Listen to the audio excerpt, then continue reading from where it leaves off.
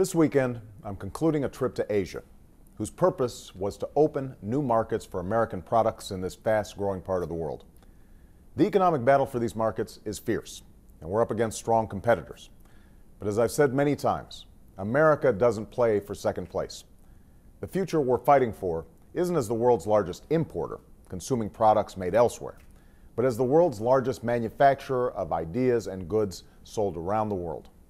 Opening new markets will not only help America's businesses create new jobs for American workers, it will also help us reduce our deficits, because the single greatest tool for getting our fiscal house in order is robust economic growth. That kind of growth will require ensuring that our students are getting the best education possible, that we're on the cutting edge of research and development, and that we're rebuilding our roads and railways, runways and ports, so our infrastructure is up to the challenges of the 21st century. Given the deficits that have mounted up over the past decade, we can't afford to make these investments unless we're also willing to cut what we don't need. That's why I've submitted to Congress a plan for a 3-year budget freeze, and I'm prepared to offer additional savings. But as we work to reform our budget, Congress should also put some skin in the game. I agree with those Republicans and Democratic members of Congress who've recently said that in these challenging days, we can't afford what are called earmarks.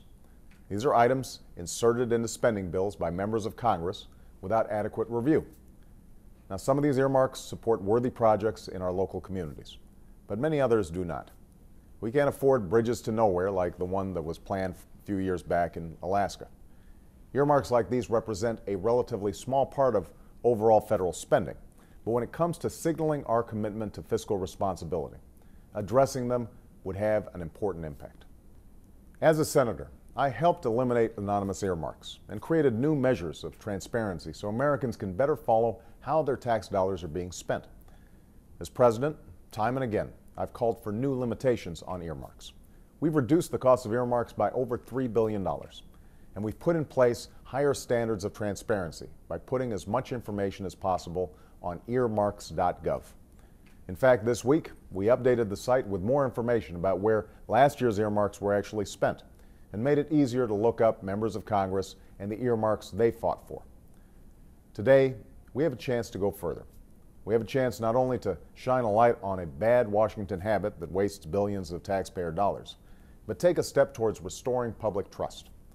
We have a chance to advance the interests not of Republicans or Democrats, but of the American people, to put our country on the path of fiscal discipline and responsibility that will lead to a brighter economic future for all.